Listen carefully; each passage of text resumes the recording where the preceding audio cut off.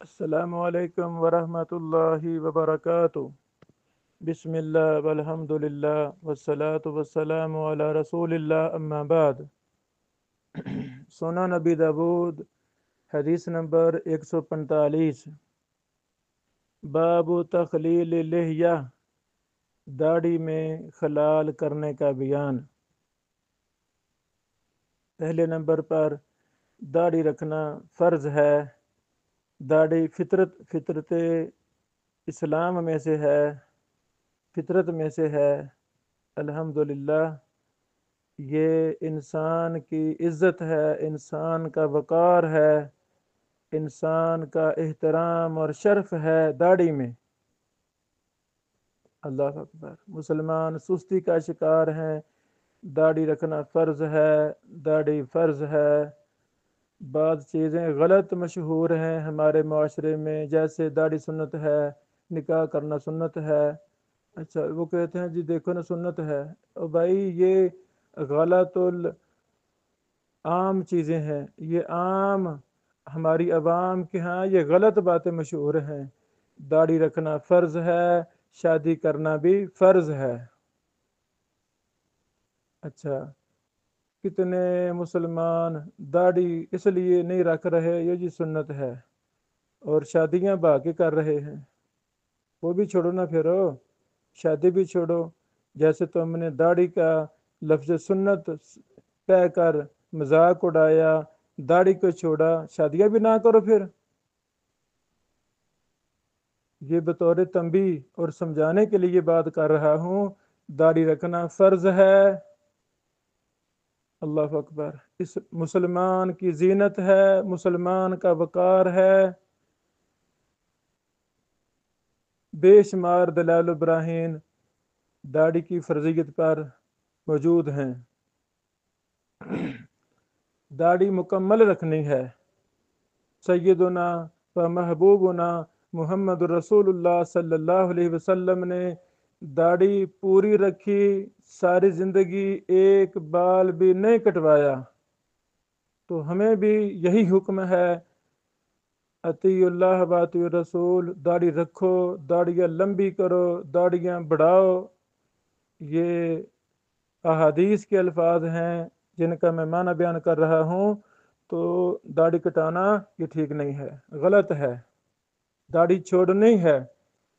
ہمارے اساتذہ میں سے ایک استاد محترم رحمہ اللہ، اللہ ان کو جنت الفردوس میں اعلیٰ مقام عطا فرمائے، انہوں نے ایک مجلس میں کہا، میں بھی موجود تھا، کہ داڑھی یعنی چھوڑنی ہے، کٹوانی منع ہے، کسی نے واجب نہیں کہا۔ تو حالانکہ امام ابو عوانہ رحمہ اللہ نے اپنی کتاب المستخرج میں باب قائم کیا ہے، باب وجوب اعفاء اللحیہ، داڑھی کو معاف کرنے کے وجوب کا بیان۔ داڑھی کو معاف کرنا واجب ہے، یہ مجھے ملا باب۔ اور بھی محدثین کے اقوال ہیں، داڑھی رکھنا واجب ہے۔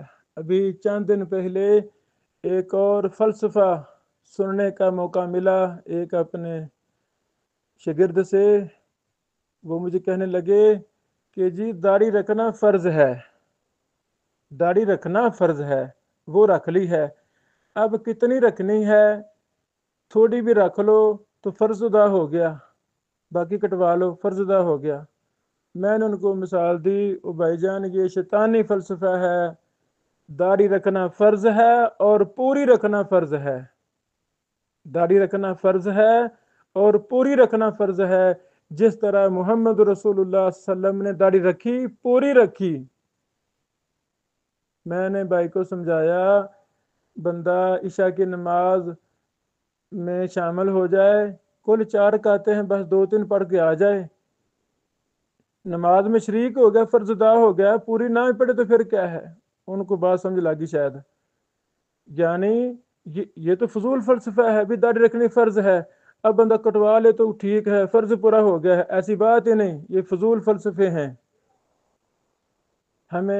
ہم نے کلمہ پڑھا ہے، لا الہ الا اللہ محمد رسول اللہ، اس کلمے کا تقاضا ہے ہم متبع سنت بن جائیں۔ ہمارا ایمان ہے محمد رسول اللہ صلی اللہ علیہ وسلم ہمیں مکمل دین دے کے گئے ہیں، رائی کے دانے کے برابر بھی دین میں نقص نہیں ہے، دین میں کمی نہیں ہے، کوئی بھی دین میں زیادتی نہیں کر سکتا۔ قرآن و حدیث ایک مکمل دین ہے۔ مونچھیں اور داڑھی متصل ہیں، آپس میں ملی ہوئی ہیں۔ محمد رسول اللہ صلی اللہ علیہ وسلم نے فرمایا مونچھوں کو کٹاؤ، داڑھیوں کو بڑھاؤ، مونچھوں کو کٹاؤ، داڑھیوں کو بڑھاؤ۔ داڑھی کو معاف کرنا ہے، داڑھی کو بڑھانا ہے، داڑھی کو لمبا کرنا ہے، مونچھوں کو کٹوانا ہے، مونچھوں کو پست کرنا ہے، مونچھوں کو چھوٹا کرنا ہے، مونچھوں کو بڑھانا نہیں۔ تو کٹوانے کا عمل مونچھوں میں ہے، داڑھی میں نہیں ہے۔ معاف کرنا، لمبی کرنا، بڑھانے کا عمل وہ داڑھی میں ہے، مونچھوں میں نہیں۔ بہرحال ہماری کتاب ہے ایک زمانہ طالب علمی کی، بالوں کا معاملہ، اس میں بھی ہم نے داڑھی پر کافی تفصیل کے ساتھ ان مسائل پر اور دیگر مسائل پر بحوث لکھی ہیں۔ بالوں کا معاملہ یہ میری تقریباً مطبوعہ کتابوں میں سے پہلی کتاب ہے، مسلم پبلیکیشنز نے اس کو شائع کیا، اللہ ان کو جزائے خیر عطا فرمائے۔ بات اور طرف چلی گئی۔ اچھا، اس لیے میں نے یہ تاکید کی ہے اللہ والو، داڑھی کا خلال کرنا فرض ہے، واجب ہے۔ جب داڑھی نہیں ہے کسی کی، داڑھی اس نے کٹواتا ہے، داڑھی منڈواتا ہے، یہود و نصارہ کی طرح داڑھی پر ظلم کرتا ہے، اللہ اکبر، اللہ اکبر، تو پھر داڑھی کا خلال کرنا فرض ہے۔ یہی حدیث میں دلیل ہے، اور بھی دلائل ہیں، یہ حدیث بھی دلیل ہے۔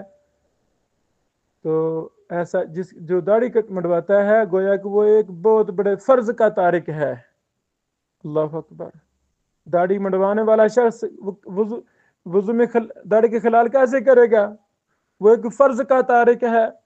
کیا کوئی مسلمان چاہتا ہے وضو کے فرائض میں سے داڑھی کا خلال بھی فرض ہے تو وہ اس میں سستی کر رہے، اس میں زندگی میں وہ داڑھی رکھے ہی نہیں؟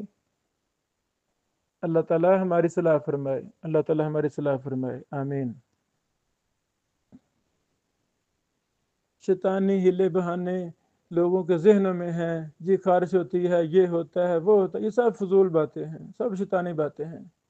ہمیں اپنے رشتہ داروں میں، دوستوں میں، احباب میں، کمپنی میں ہمیں یہ چیزیں سمجھانی چاہیے پیار محبت کے ساتھ۔ حدیث نمبر 145، قال حدثنا ابو توبہ یعنی ربیع بن نافع قال حدثنا ابو الملیح عن ولید بن زوران عن انس بن مالک ان رسول اللہ صلی اللہ علیہ وسلم، سیدنا و محبوبنا انس بن مالک رضی اللہ تعالی عنہ سے روایت ہے، بے شک رسول اللہ صلی اللہ علیہ وسلم کانا تھے اذا توضع جب وضو کرتے، اخذ کف مما آپ ایک چلو میں پانی لیتے، ہتھیلی میں پانی لیتے، فادخلہ تحت ہانا کی آپ اس کو اپنی ٹھوڑی کے نیچے داخل کرتے، ٹھوڑی کے نیچے داڑھی ہے اس میں داخل کرتے، اور لہیہ داڑھی رخسار کے بال اور جبڑے کے بالوں کو داڑھی کہتے ہیں۔ بچہ داڑھی جو ہونٹ کے نیچے ہے یہ اسے کہتے ہیں بچہ داڑھی، یہ بھی داڑھی میں شامل ہے۔ نیچے گردن میں یہ جو گنڈی ہے، حلق یہ جو ہڈی باہر کو نکلی ہوئی ہے، یہ ساری حدود جہاں تک یہ ساری داڑھی ہے۔ گندی عادتیں پڑ جاتی ہیں، پہلے وہ بناؤ سنگار میں انسان دائیں بائیں سے اوپر سے نیچے سے تراشنا شروع کر دیتا ہے، جہاں ایک دو بار اس طرح لگ جاتا ہے وہاں بال زیادہ آتے ہیں، پھر ساری زندگی نیچے سے اوپر سے وہ سیٹنگ میٹنگ کرنے میں زندگی گزر جاتی ہے۔ حالانکہ جبڑوں کے رخساروں کے بال، جبڑوں کے بال یہ داڑھی ہیں، یہ داڑھی ہیں۔ بہرحال فخلل به لحیتہ،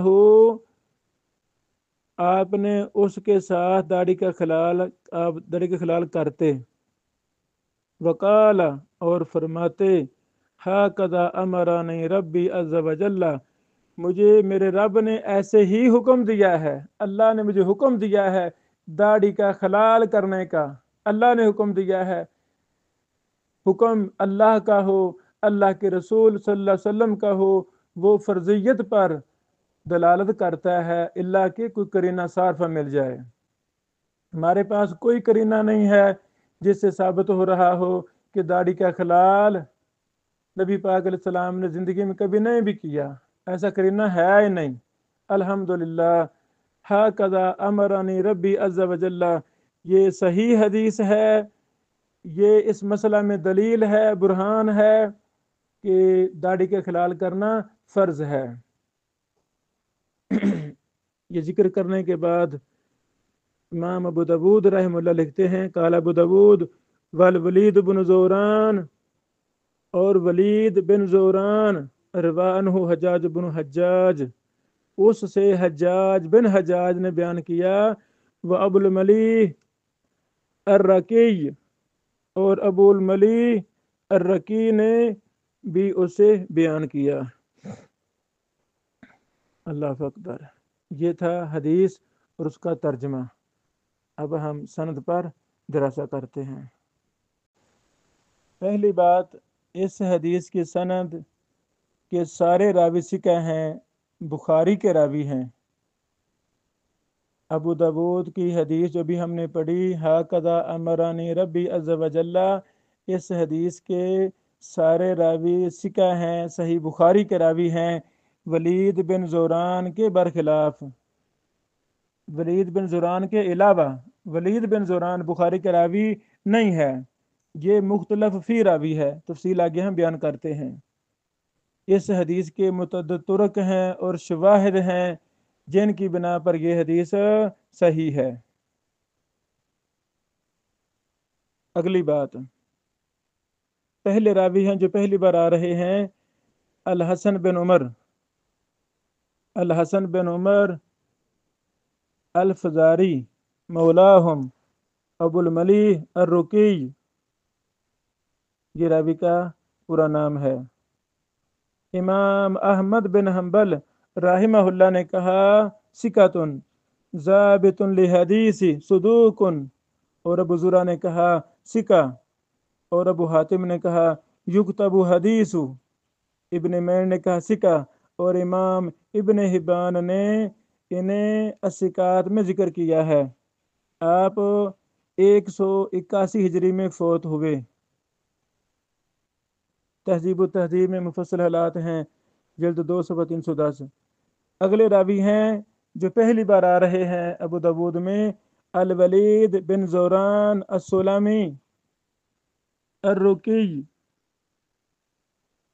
اللہ اکبر، یہ راوی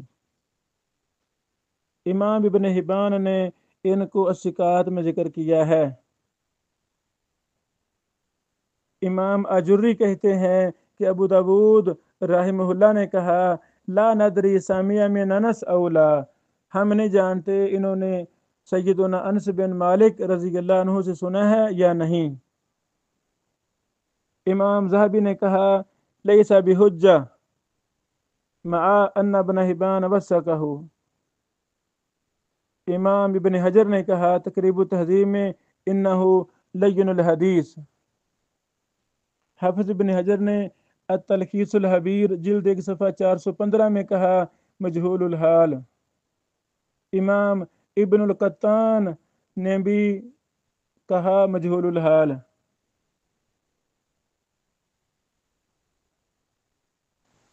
شیخ البانی رحمہ اللہ نے یہ جو تفصیل میں نے بیان کی ہے، یہ ساری تفصیل صحیح ابو داود الام جلد نمبر 1 صفحہ 245 46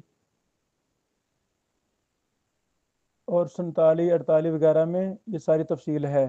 شیخ البانی نے اس پر مفصل بحث کی ہے۔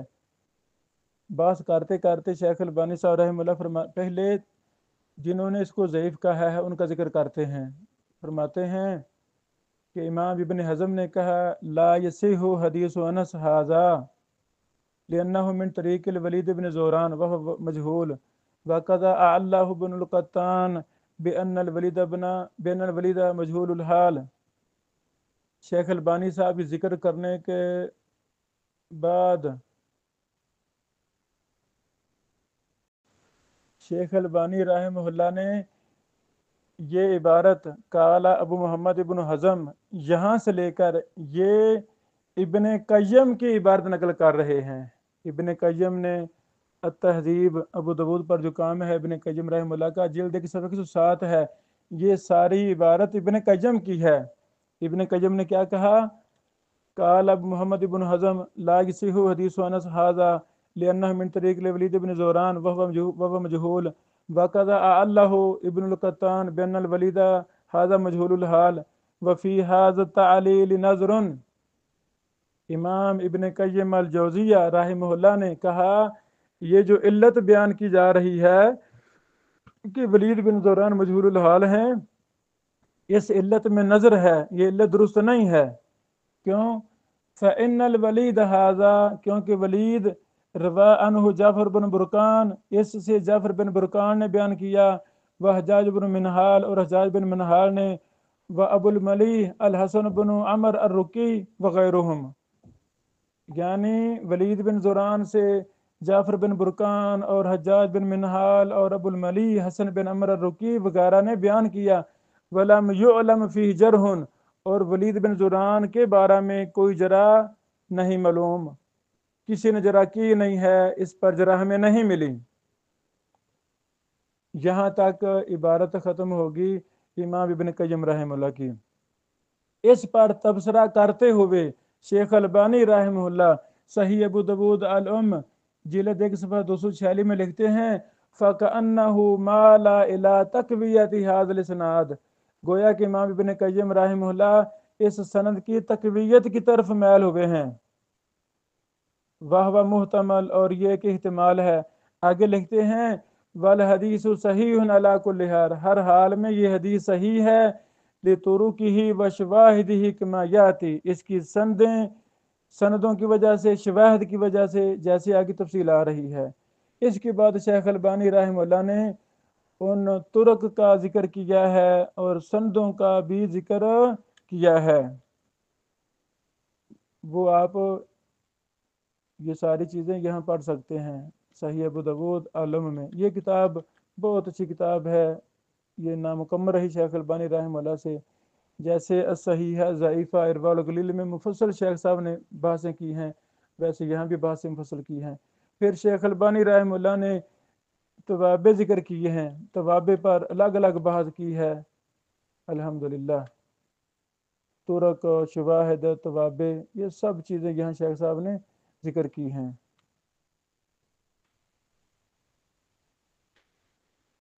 شیخ البانی رحمہ اللہ ارواء الغلیل جلد نمبر 1 صفحہ 130 میں لکھتے ہیں، اسی حدیث پر تبصرہ کرتے ہوئے، ارواء الغلیل کی حدیث نمبر 92 ہے، فرماتے ہیں قلت رجال اسنادہ ثقات غیر ابن زوران ھذا فروى عنہ جماعت، ابن زوران کے علاوہ باقی راوی ثقہ ہیں، ابن زوران سے ایک جماعت نے روایت کیا ہے، ایک جماعت نے، وذکر ابن حبان فی ثقات، اور ابن حبان نے ان کو ثقات میں ذکر بھی کیا ہے، فمثلہ حسن الحدیث، ان جیسا راوی حسن الحدیث ہوتا ہے۔ پھر فرماتے ہیں وللحدیث لا سیما وللحدیث طریق اخری صححہ الحاکم جلد 1 صفحہ 149 ووافق ذہبی۔ پھر فرماتے ہیں فمن قبل ابن القطان وله شواہد کثیرہ ذکرت بعضها فی صحیح ابو داود تحت رقم 133 وبها يرتقي الحدیث الى درجۃ الصحہ۔ یہ ارواء الغلیل میں بحث کی شیخ البانی رحمہ اللہ نے۔ بندہ نچیز ابن بشیر عرض کرتا ہے کہ ولید بن زوران کو ابن حبان کے علاوہ بھی کئی ایک محدثین نے ثقہ کہا ہے الحمدللہ۔ یہ میری کتاب جرح و تعدیل کے اصول و ضوابط، اس میں نے یہ بحث کی ہے، وہ میں پڑھ کے سنانا چاہتا ہوں۔ یہ میری کتاب چھپی ہوئی ہے، یہ شاملہ اردو میں بھی آ گئی ہے، ویسے PDF بھی ہے۔ جامع الکتب الاسلامیہ ایک بہت بڑی ویب سائٹ ہے، وہاں پر بھی ہماری کئی کتابیں آ چکی ہیں۔ اللہ ان کو صدقہ جاریہ بنائے، ان کو پڑھیں، استفادہ لیں۔ اچھا، میں نے یہ بات کی ہے مختصر 2 لفظوں میں۔ ولید بن زوران کو امام بہقی نے بھی سکہ کہا ہے اور حافظ ابن حجر اسقلانی نے بھی سکہ کہا ہے، الحمدللہ۔ تو امام ابن حبان اکیلے نہ رہے، بلکہ امام بہقی اور ابن حجر کی بھی توثیق ہے، الحمدللہ۔ تو یہ بھی اعتراض ختم ہو گیا کہ امام ابن حجر نے، امام بہقی نے، یعنی صرف ابن حبان نے توثیق کی ہے، نہیں اکیلے نے نہیں، بلکہ امام بہقی نے بھی سکہ کہا ہے اور امام ابن حجر نے بھی سکہ کہا ہے، الحمدللہ علی ذالک۔ مزید تفصیل جرح و تعدیل کے اصول و ضوابط میں نے لکھی ہے۔ داڑھی کے خلال کے حوالہ سے کئی ایک مسائل اور بھی ہیں، فقہی مسائل جو قرآن و سنت میں ذکر ہیں، کچھ کا میں ذکر کر دیتا ہوں۔ مثلا داڑھی کے خلال کے لیے ایک ہی بار پانی لینا ہے۔ جب ہم چہرہ دھوئیں گے، چہرہ دھونے کے بعد دائیں ہاتھ میں پانی لے کر تھوڑی کے نیچے داڑھی میں لگا دیں گے، یہ ہے خلال۔ اور انگلیوں سے ایسے بالوں کو یعنی حرکت دے دیں گے، بالوں کے اندر انگلیاں لگائیں گے، یہ ہے۔ دوسرا مسئلہ، داڑھی کا ہر بال تر ہو، اس پر بھی بحث کی ہے امام ابن دقیق العید رحمہ اللہ نے اپنی شرح میں، اور بڑی زبردست بات کی ہے۔ انہوں نے وہاں کافی چیزیں لکھی ہیں، کہ یہ بھی چیز لکھی ہے کہ رسول اللہ صلی اللہ علیہ وسلم کی داڑھی گھنی تھی اور آپ علیہ الصلوۃ والسلام ایک ہی دفعہ پانی لے کر داڑھی کے نیچے لگاتے تھے۔ تو اگر کوئی بال خشک بھی رہ جائے تو کوئی حرج نہیں ہے۔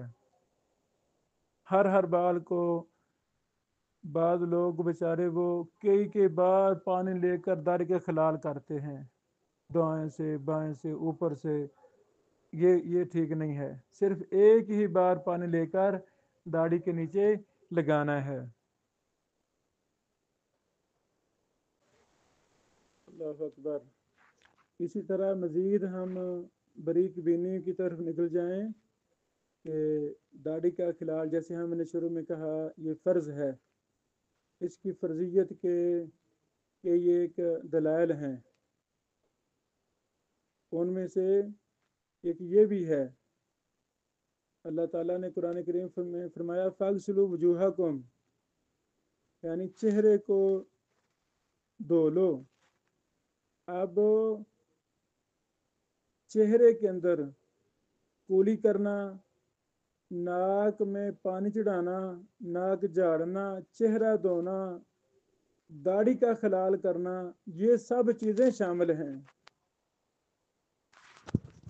کیونکہ مواجہہ جو چہرہ ہے اس میں ساری چیزیں آتی ہیں، اور ان تمام چیزوں کا حکم فرضیت کا ہے۔ باقی ولید بن زوران پر امام بہقی رحمہ اللہ کا قول کہ انہوں نے سکہ کہا ہے، یہ امام بہقی کا قول معرفت سنن والآثار جلد نمبر 7 صفحہ نمبر 184 حدیث نمبر 9746 میں ہے۔ امام بہقی فرماتے ہیں وَإِنْ كَانَ جعفر بن برقان رواہ عن میمون ومعه الولید بن زوران کلاہما عن میمون بن مہران موصولا وكل بحمد اللہ ثقہ فلا معنى للطعن في روایت ثقات۔ یہ امام بہقی کا قول ہے، یہ سارے ثقہ راوی ہیں الحمدللہ۔ امام نبوی رحمہ اللہ نے اسی حدیث کو ہاکذا امرنی ربی کو کہا اسنادہ حسن اور صحیح، المجموع شرح المہذب جلد 1 صفحہ 376 ہے۔ حافظ ابن حجر رحمہ اللہ نے اپنی کتاب النکت، کتاب النکت علی کتاب ابن صلاح جلد 1 صفحہ 423، 422 اور 423 میں ولید بن زوران پر تفصیلی بحث کی ہے۔ فرماتے ہیں کہ حدیث ابی الملی الرقی ان الولید بن زوران عن انس رضی اللہ عنہ اخرجہ ابو داود واسنادہ حسن لأن الولید وثقه ابن حبان ولم يضعفه احد وتابعه علیہ ثابت البنانی عن انس رضی اللہ تعالی عنہ۔ اللہ اکبر۔ یعنی ابن حجر رحمہ اللہ بھی اس حدیث کو صحیح کہتے ہیں۔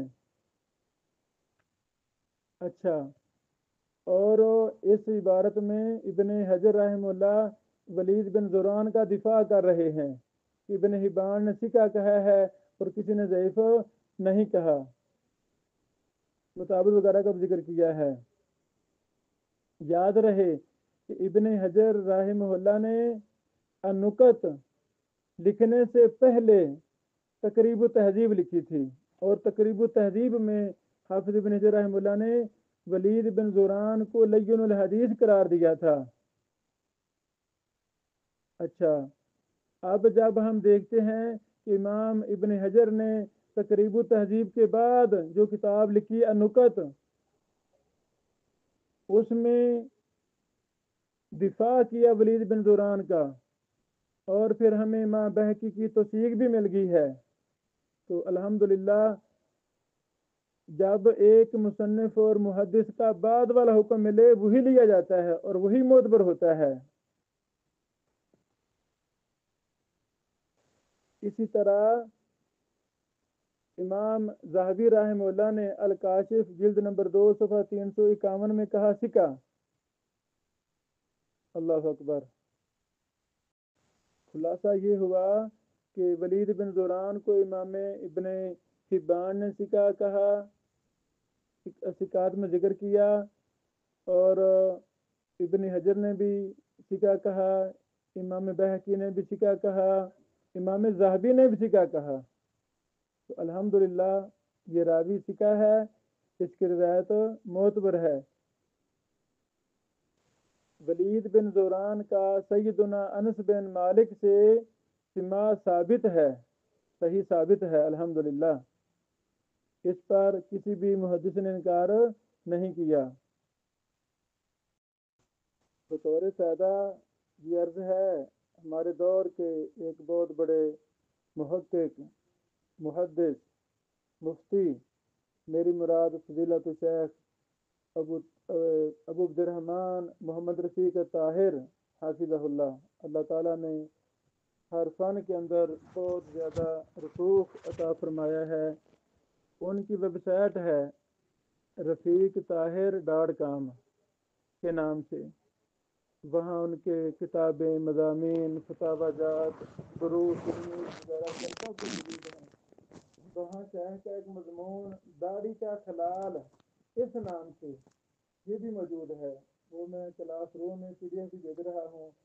شیخ محترم نے اپنے اس مضمون میں بڑی تفصیل کے ساتھ اس پر دراسہ کیا ہے کہ داڑھی کا خلال یہ فرض ہے، اور اس پر دلائل و براہین دیے ہیں، اور جو شکوک و شبہات ہیں بعض اشکالات سے بعض کی طرف سے، ان پر مدلل بحث کی ہے، اور داڑھی کے خلال پر مالہ و مالک بڑی تفصیلی بحث کی ہے۔